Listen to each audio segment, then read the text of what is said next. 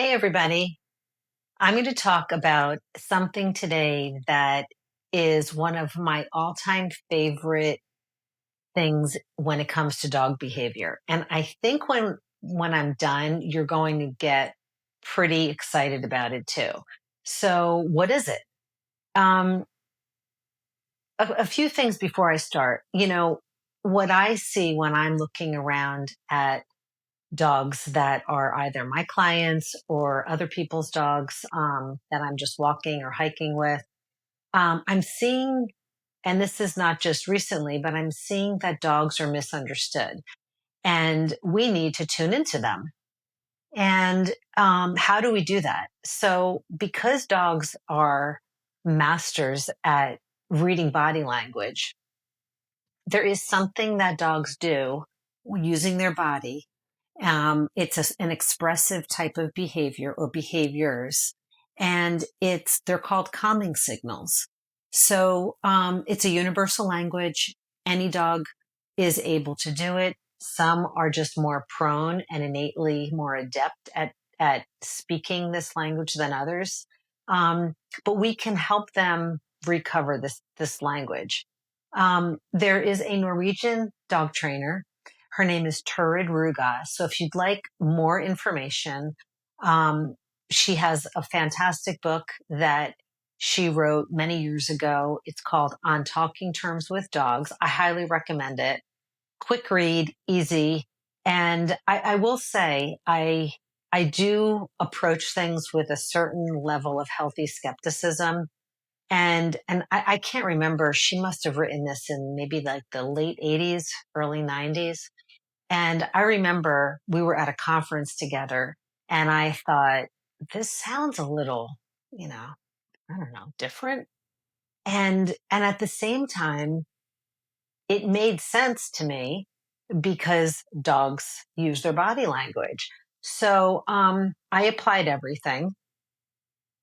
I listened to her talk at the conference, and then I read her book, and I did little experiments with my own dogs, with my clients' dogs, and I still to this day use them. I actually just used it about 3 hours ago with a couple of dogs that I was with. Um, so I'm going to give you a couple of kind of like a backstory on it so you can understand it more. If you're interested in it, aside from reading her book, I would be happy to expand on this video and jump back on and do another video to just give it a little more depth. But they really do work. So it's think of it as just a canine as canine expressive behaviors. And they do have dogs, just like wolves, they have this communication system that is sometimes it's subtle, sometimes it's more pronounced. Um, I will say that wolves, when you're slowing down a videotape or you're just watching wolves, and they're showing and demonstrating calming signals, you can see it a lot easier than in a domesticated dog. And that's probably really for the only reason is that they approach things much more robustly. And as much as it might not seem like it, the domesticated dog is under much more stress than a wolf, because a wolf is in a natural environment and they don't have unrealistic demands imposed on them. So these calming signals are rooted in cohesiveness. And much like a lot of dogs' canine behaviors and the dynamics, all a dog wants is to avoid conflict. And they have these fine tuned gestures of these calming signals. And they're a way that when a dog demonstrates these, and I'll give you examples in a minute, it calms them down, and the intention is to calm them down and to calm those around them, and those around them can be other dogs and or people. The problem lies in that if another dog is not as adept in reading those calming signals, they're speaking a different language, and most people don't know what these are. So, these calming signals are another way of a dog saying, "I mean no harm." And another way to think about these calming signals is think of it as a dog's life insurance policy. Think of it as a goodwill to everyone, because it's much more important for a dog to avoid conflict than it is for a dog to be obedient. And not, like I said, not all dogs are fluent. However, they can be retaught. How do they get retaught? Like a lot of things, it's by our behavior and us gently acknowledging through praise that X, Y, and Z calming signal or gesture or nuance is appropriate for them to navigate through different situations. Um, there's something called, and you might see this, you might see it like in a dog park, or if you have a multi-dog household. um, there are different types of calming signals, but just to circle back to the whole idea is really rooted in um, keeping everybody calm. There is one particular signal that wolves and dogs demonstrate, and they're called cutoff signals. And I actually saw this a few days ago in a dog park, and there it was a friendly gathering, and there was probably five dogs there, and two of the dogs were very familiar with each other, and one of the other dogs came in, a third dog came in, and she put her body in between the two dogs. Even though they were playing nicely, it was escalating to a point that she just didn't want as it appeared, for it to escalate anymore.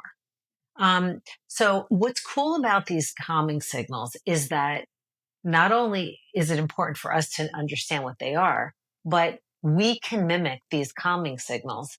And by mimicking them, we can then calm our dogs down. And if our dogs are calm in specific situations, it's going to have this nice symbiotic relationship where then it won't get us agitated or stressed. So the reciprocity is beautiful. Um, just remember, when it comes to our behavior and our responses to a dog, we have a choice on how we behave. We always have a choice. So we can either be calm, friendly, reassuring, or we can be threatening, harsh, or insensitive. They both have consequences. I'm a big my innate response to a lot of things is always hit the pause button. So when you're dealing with animals, I deal with obviously dogs a lot and horses.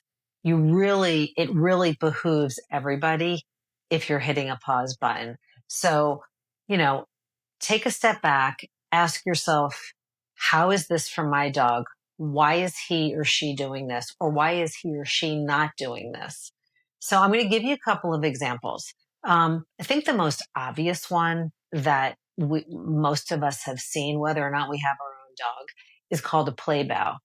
And that's an invitation from a dog to another dog, typically another dog, saying, "Hey, just like it sounds, will you play with me?" Now, some dogs will do that to a dog that they're just trying to cozy up to because the other dog does not seem it like they want to play. So the play bow is one.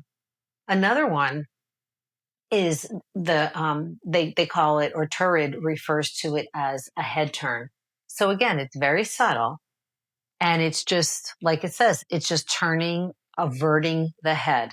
A third one is averting eyes. So the head might not move, but then the eyes move. So that's another calming signal. Soft eyes. So this is regular.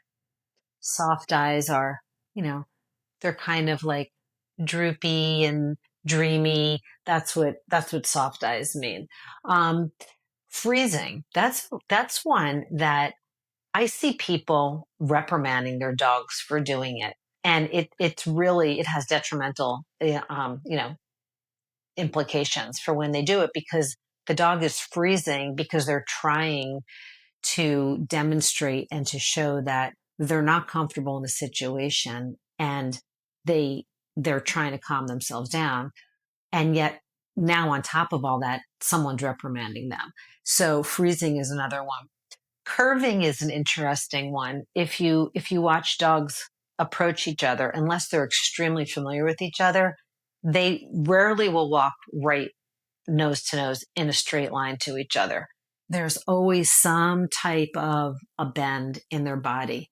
Sometimes if you see two dogs and they're meeting, they'll just, it's hard to show, but they'll go this way and then they'll sniff the rear ends. So curving.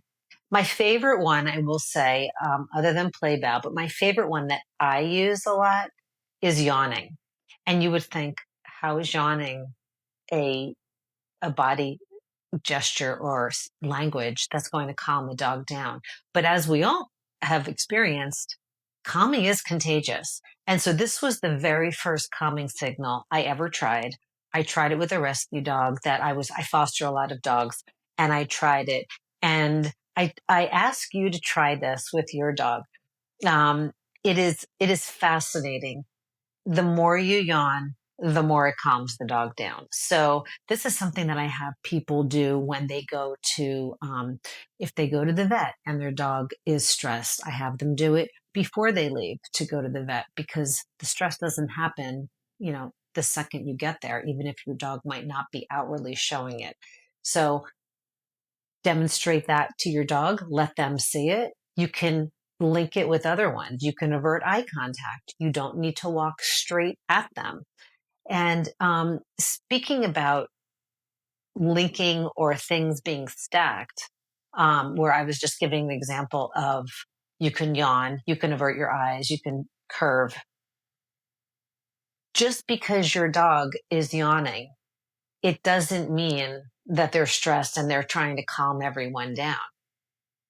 Just like a lot of behaviors, you need to make sure, is there stacking here? Is my dog yawning a lot? Is now my dog curving their body? Is now my dog, it's called lip licking, and they're very rapid lipping movements. And so if you string all of these together, the likelihood that your dog is stressed and they're trying to calm themselves down and those around them is pretty high. So this just takes time. It comes with learning how to read your dog's body language. And I think I mentioned this in a couple of other videos. Get into a habit of knowing what is your particular dog's body language. What does your dog do uniquely to his or her temperament, personality, that you can say, when she does this, that, and the other, when she looks like this, that, and that, this is what it means. And you really should know it. So you go from nose to tail, and you have a really good understanding of the language of your dog. So I think I said sniffing is another calming signal. Walking slowly can oftentimes be one. That can be an antecedent, or that can be like a precursor to freezing.